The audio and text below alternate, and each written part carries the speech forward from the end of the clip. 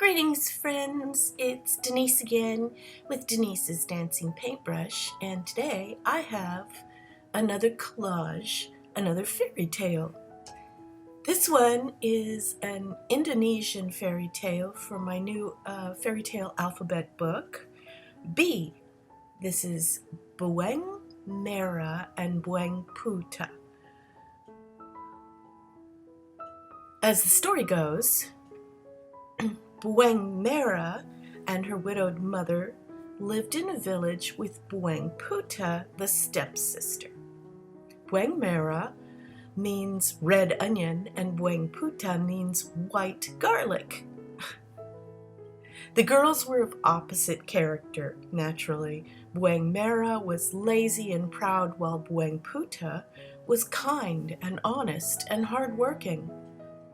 Her mother gave Bawang Merah everything she wanted, while Bawang Putah did all the chores and housework, but never complained.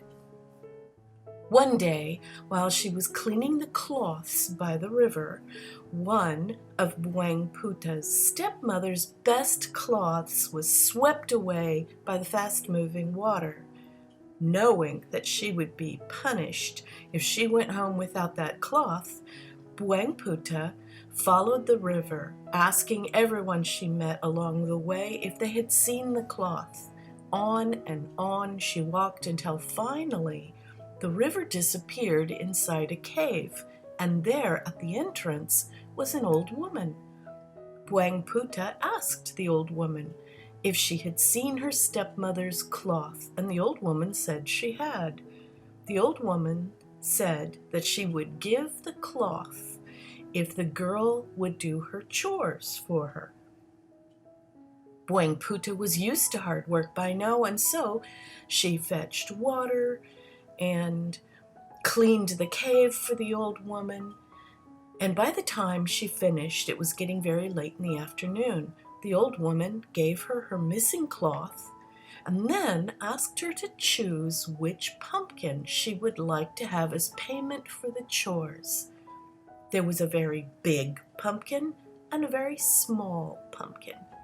And not being greedy, Bawang Putah chose the small pumpkin and headed home.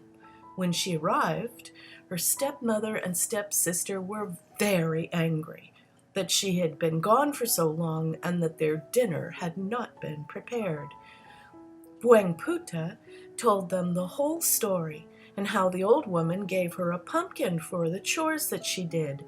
Her stepmother was furious and took the pumpkin and smashed it on the floor. However, inside, the pumpkin was filled with gold and jewels. They were so surprised, but thought right away how stupid Bawang Putah was for taking the small pumpkin. The larger one would have had twice as many gold and jewels. So the next day, the greedy Bawang Merah did what her stepsister had done. She let her mother's cloth drift away in the river and followed it downstream until she found the old woman by the cave. However, when the old woman asked Bawang Merah to do her chores, she angrily refused and demanded the large pumpkin. The old woman gave it, and Bawang Merah happily brought it home to her mother. When they smashed it, they found it was not filled with gold and jewels. The pumpkin was filled with snakes.